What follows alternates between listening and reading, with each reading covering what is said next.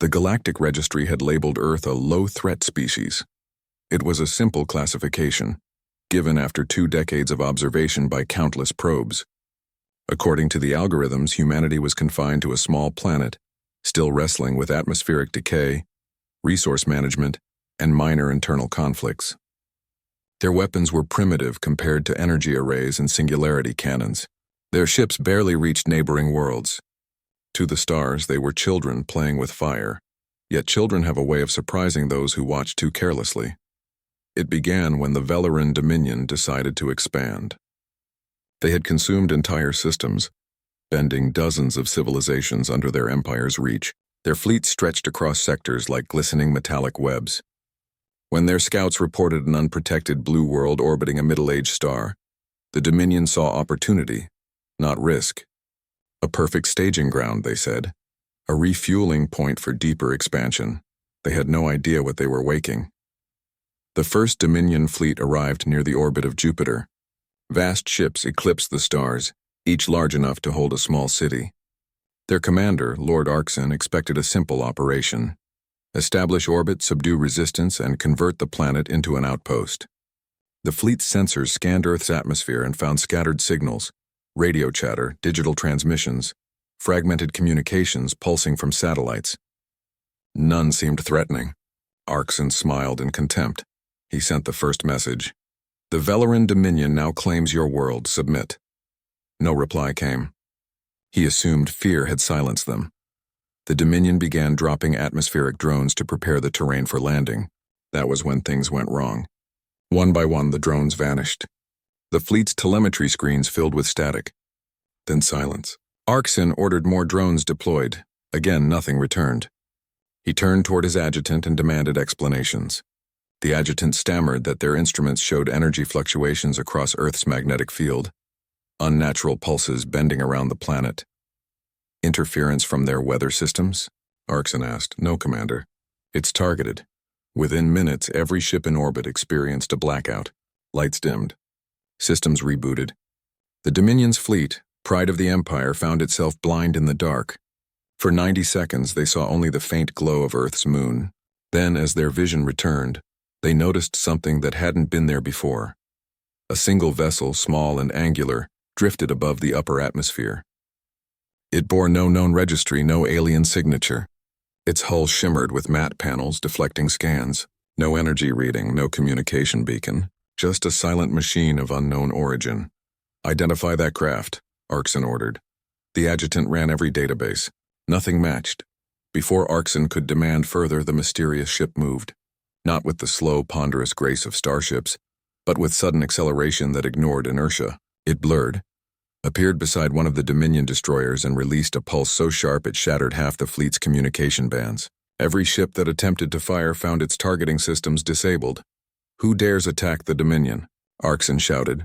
Then the voice came, not through translation devices, not through galactic frequency, but directly into every Dominion ship's internal speakers.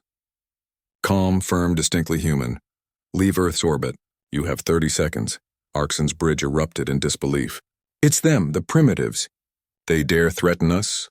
He ordered every weapon to fire on the human craft. Beams lanced through the void, but the human ship was gone. Not destroyed, simply not there. When it reappeared, it was behind them. The next instant, Arkson's flagship lost propulsion. The ship drifted powerless, its systems fried by what sensors later described as a directed electromagnetic collapse. The Dominion fleet tried to retreat. Too late.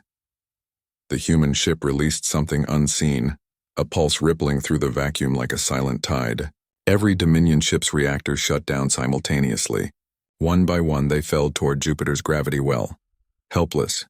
No explosions. No visible fire. Just silence and drifting debris.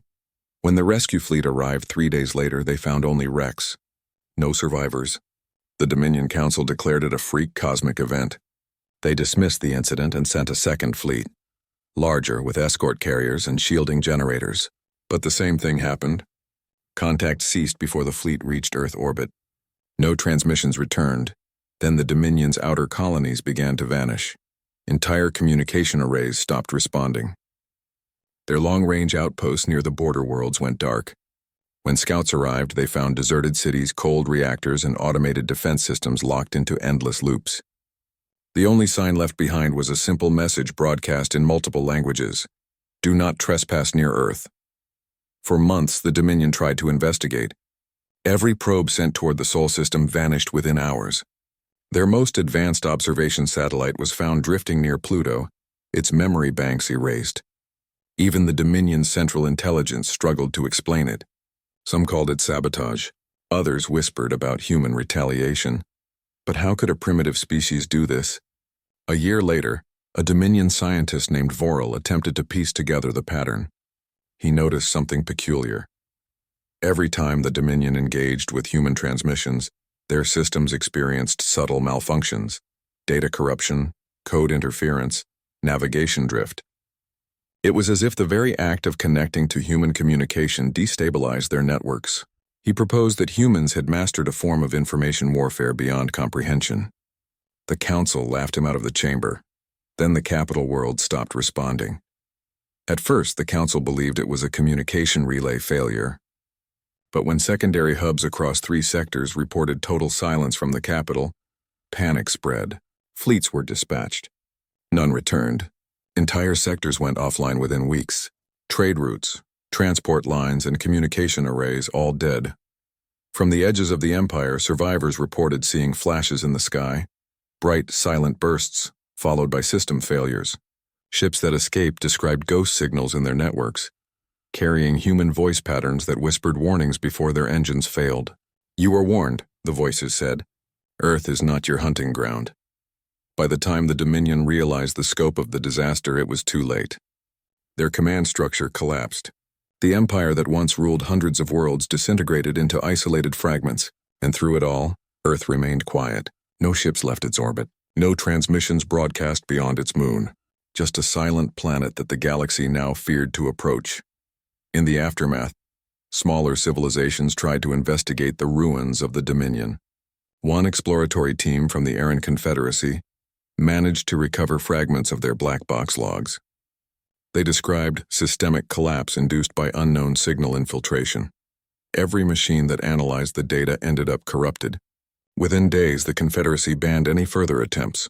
Rumors spread across the stars. Some said Earth had developed a defense AI capable of seizing control of foreign technology. Others claimed they had discovered a new form of energy manipulation that rendered weapons useless.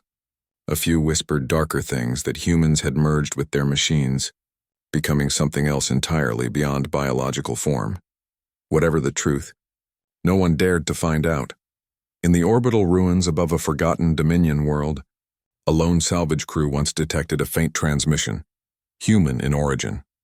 The message was simple and cold. "We asked for peace. You came for conquest. You earned silence." From that moment onward, the Galactic Registry quietly updated Earth's classification. The term low threat was erased. In its place appeared a new designation: do not engage, no explanation, no data.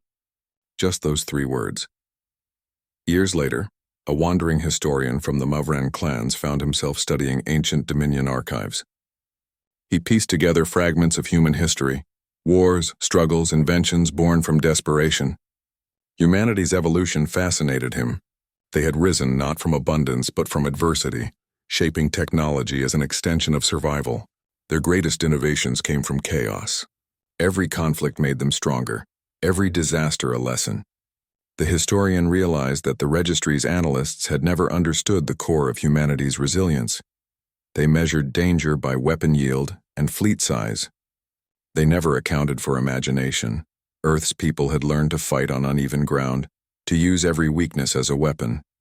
When they reached the stars, they carried that mindset with them. They saw not limitations but possibilities, and when the Dominion came, they simply adapted faster than anyone could predict.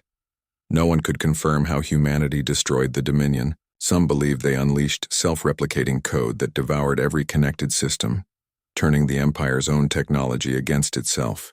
Others said Earth weaponized quantum communication, sending commands faster than detection allowed.